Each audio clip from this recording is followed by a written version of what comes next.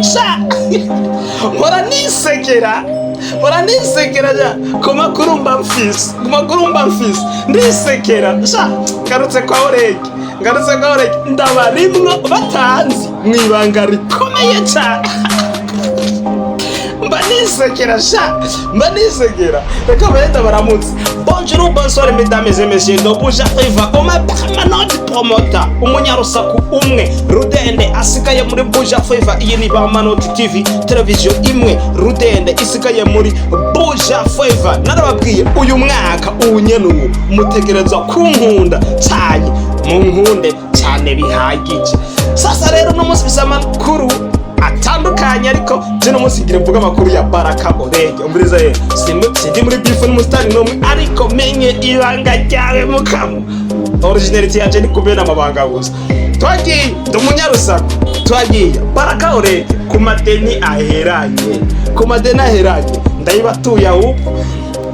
Reka twimanukire twigire kuri stati ya Nerinati yagize ati biravuga yuko OLEGUE Dr. yoba aheranye $1,100,000 amafaranga ibimiliyoni n'ibihumbi ijana ku wundi muntu. Mwibuke ko bwa mbere na mbere kwanza yaraheranye muri vunja pay. Reka tubandanye ku wundi muntu. Ikindi nuko uwo muntu yoba ariko aramurondera kugira amwishyure utwiwe, ni mu gihe yagiye amara indwi muri hoteli aca hasiga imodoka yarakose bosi mutato imuyinga aja muri Rakasa Resort Hotel, ariko hageze ko ataha yarabuze amahera yo kuriha.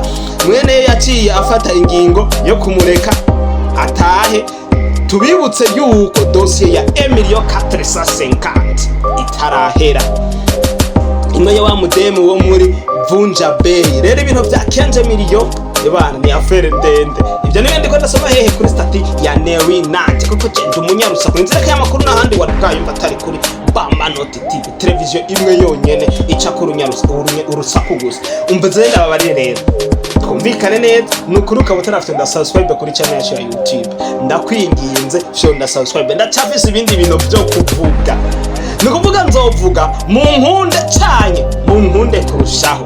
Nitwa Manoti, umupromota umwe rudende akorera kuri Bamanoti TV, umunyarusaku umwe rudende asigaye muri buja feva. Iyi ni Bamanoti TV televiziyo imwe rudende isigaye muri buja feva icako urusaku. Ndabakunda cyane, nta nshuti nkamwe, mugira amanota n'amanoti. Be blessed, ndabarimwo mwibanga rikomeye cyane.